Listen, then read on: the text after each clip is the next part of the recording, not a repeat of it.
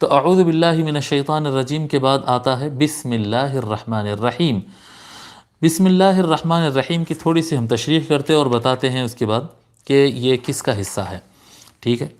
یہاں سے قرآن کریم شروع ہو رہا ہے، اعوذ باللہ من الشیطان الرجیم، یہ اللہ تعالیٰ کی حکم کی تعمیل ہے۔ اعوذ باللہ من الشیطان الرجیم کوئی مستقل پرمننٹ ایک آیت نہیں ہے، جی ایک آیت نہیں ہے۔ فَإِذَا قَرَأْتَ الْقُرْآنَ فَاسْتَعِذْ بِاللَّهِ مِنَ الشَّيْطَانِ الرَّجِيمِ، جب تم قرآن پڑھو تو شیطان رجیم سے اللہ تعالیٰ کی پناہ میں آ جاؤ اور اللہ تعالیٰ سے اس کی پناہ مانگو۔ یہ اللہ تعالیٰ آرڈر دیا، جب اللہ تبارک و تعالیٰ حکم دیا تو ہم اعوذ باللہ من الشیطان الرجیم پڑھ کر اللہ تعالیٰ کے حکم کی تعمیل کر رہے ہیں، ان کے آرڈر کو مان کر ان کی پناہ کو مانگ رہے ہیں، ٹھیک ہے۔ یہ اعوذ باللہ من الشیطان الرجیم ہے۔ بسم اللہ الرحمن الرحیم یہ مستقل کمپلیٹ ایک آیت ہے۔ بسم اللہ الرحمن الرحیم قرآن کریم کی ایک کمپلیٹ مستقل آیت ہے۔ ہاں بسم اللہ الرحمن الرحیم پارٹ آف آیت بھی ہے۔ قرآن کریم میں ایک مقام پر اللہ تعالیٰ فرمایا وَإِنَّهُ مِن سُلَيْمَانَ وَإِنَّهُ بِسْمِ اللَّهِ الرَّحْمَنِ الرَّحِيمِ کہ بے شک یہ سلیمان کے پاس سے ہے، وہ جو خط لکھے تھے حضرت سلیمان علیہ السلام، بے شک یہ سلیمان علیہ السلام کی طرف سے ہے اور یہ شروع ہوتا ہے اللہ تعالیٰ کے نام سے جو رحمان الرحیم ہے۔ تو یہ بسم اللہ الرحمن الرحیم پارٹ آف آیت بھی ہے، لیکن ہم جو بسم اللہ الرحمن الرحیم سورہ فاتحہ سے پہلے پڑھتے ہیں یا سورہ بقرہ یا کوئی بھی سورہ سے پہلے بسم اللہ الرحمن الرحیم پڑھتے ہیں، یہ ایک مستقل کمپلیٹ آیت ہے۔ اس میں جو بے ہے، بسم اللہ بے، یہ حرف جر ہے، یعنی یہ ایسا حرف ہے جو آپ نے بعد آنے والے ہر لفظ کو زیر دے دیتا ہے، زیر کسرہ لگتا ہے اس کے بعد، تو بسم اللہ اس کے معنی ہوتے ہیں سات، اس کا معنی قسم کے بھی آتے ہیں اور اس کے معنی ہوتا ہے سے یا سات، جی تو سے بھی معنی آتا ہے اس کا اور اس کا معنی آتا ہے سات بھی۔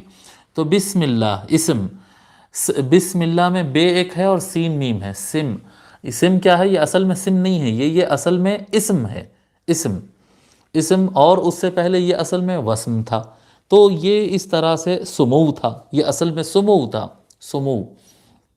سمو کے معنی بلندی کے آتے ہیں، اسی سے لفظ نکلا ہے اسم، کہ کوئی بھی آدمی کا نام اس کے لیے فخر کا باعث ہوتا ہے، بلندی کا باعث ہوتا ہے، جس شان سے آدمی بولتا ہے کہ میرا نام احمد ہے، میرا نام خالد ہے، میرا نام طاہر ہے، میں عبداللہ ہوں، تو آدمی اپنے نام پر فخر کرتا ہے۔ اس لیے آقا صلی اللہ علیہ وآلہ وسلم فرمائے کہ اچھے نام رکھا کرو، اپنی اولاد کے نام اچھے رکھا کرو کہ وہ اس نام پر فخر کر سکے، اچھا محسوس کرے آدمی، تو یہ اسم ہے، ٹھیک ہے۔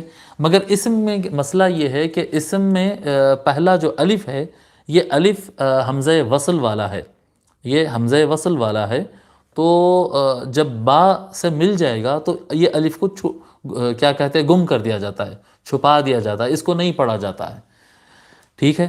تو بسم تھا، بی اسمی ایسا تھا، یہ بی اسم اللہ، بسم اللہ، اب جب ملا دیے تو الف گر گیا، بسم اللہ، جی نام سے، کس کے؟ اللہ کے، نام سے اللہ کے۔ اچھا اسم کس کو کہتے ہیں؟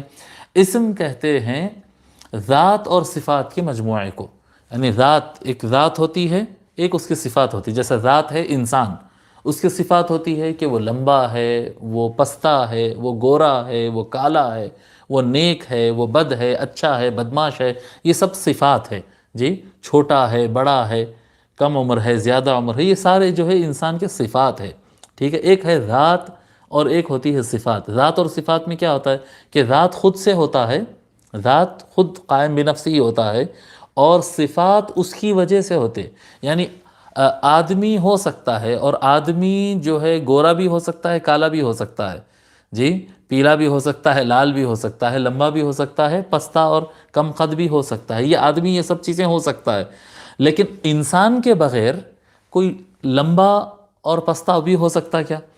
یہ آدمی کا لمبا ہونا اس کے لیے شرط ہے کہ پہلے آدمی ہو تو پھر آدمی لمبا ہوگا، تو یہ جو آدمی رہتا ہے یہ ذات ہے۔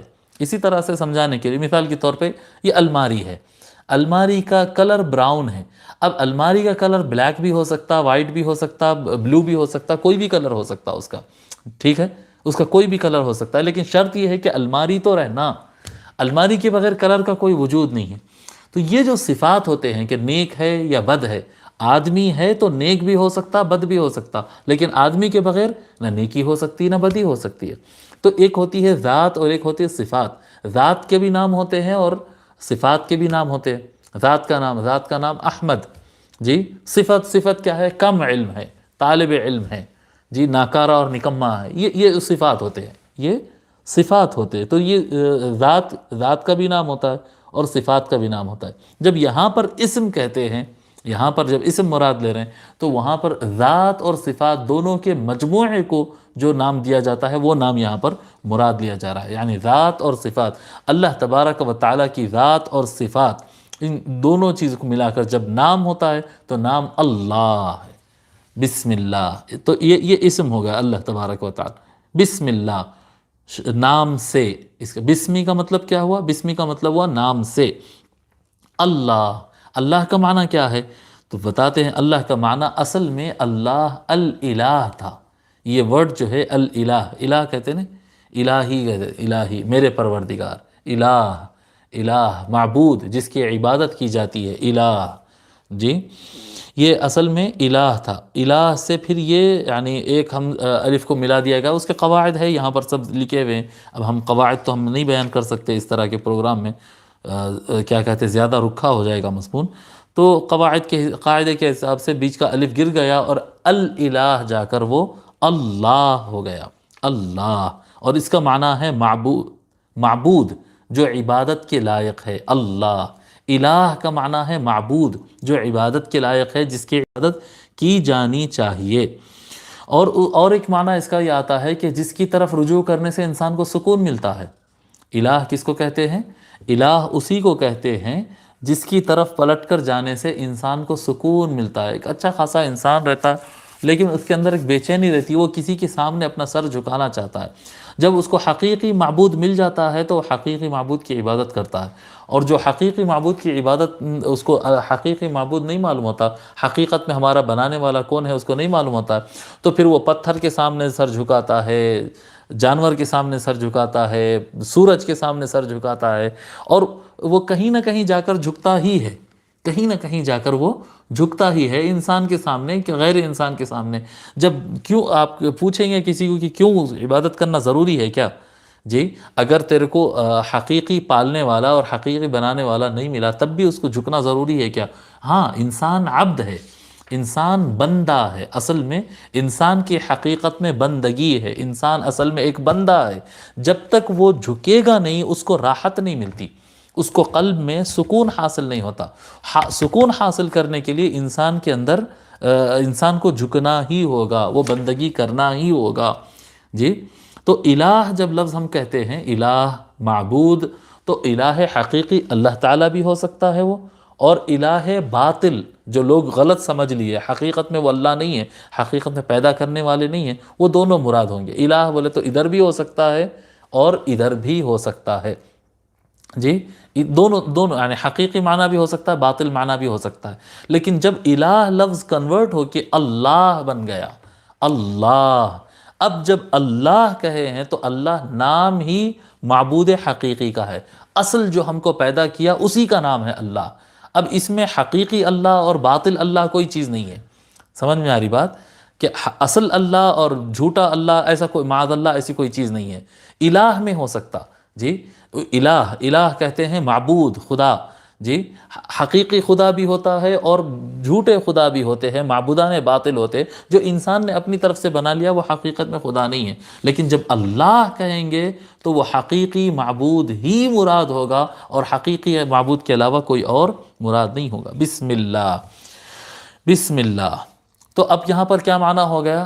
اللہ کے نام سے، بسم اللہ، اللہ کے نام سے، اللہ کے نام سے۔ اس کے بعد کیا فرماتے ہیں؟ الرحمن الرحیم، بسم اللہ، اللہ کے نام سے۔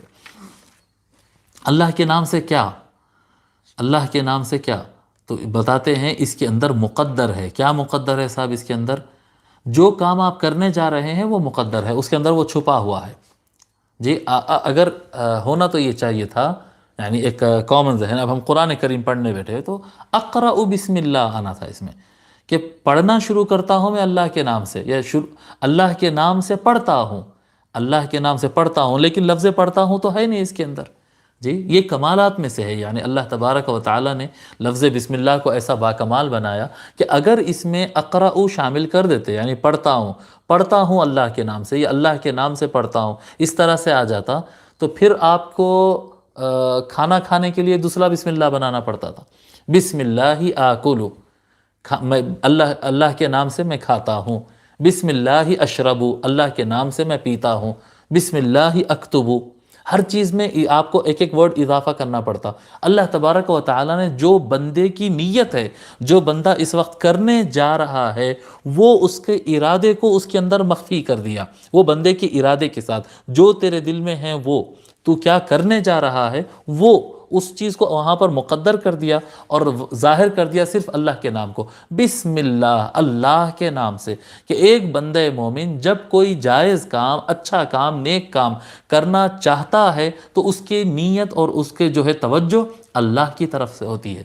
جی وہ نماز پڑھ رہا ہو، وہ قرآن پڑھ رہا ہو، وہ کھانا کھا رہا ہو، وہ گھر سے جا رہا ہو، وہ گھر کو آ رہا ہو، وہ لباس پہن رہا ہو، جب کبھی وہ کوئی کام کرتا ہے تو اس کی توجہ اللہ کی طرف ہونا چاہیے اور اس کا دھیان ہونا چاہیے کہ میں یہ کام کر رہا ہوں اللہ کے نام سے، یہ کام میں کر رہا ہوں اللہ کے نام سے. اور کیونکہ یہ اللہ کے نام کی طرف موڑا جا رہا ہے اور اس کی نسبت اللہ کی طرف ہو رہی ہے اور اللہ کے نام سے یہ کام کیا جا رہا ہے، تو اس لیے بتایا گیا کہ کوئی بھی ناجائز کام، کوئی بھی غلط کام، برا کام کرنے سے پہلے بسم اللہ پڑھنا حرام ہے.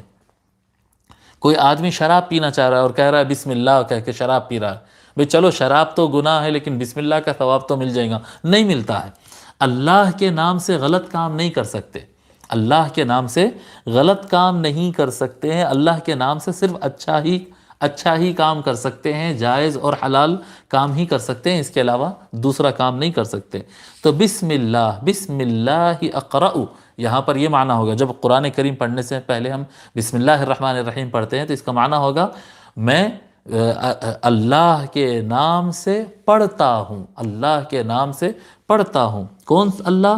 الرحمن الرحیم، الرحمن الرحیم.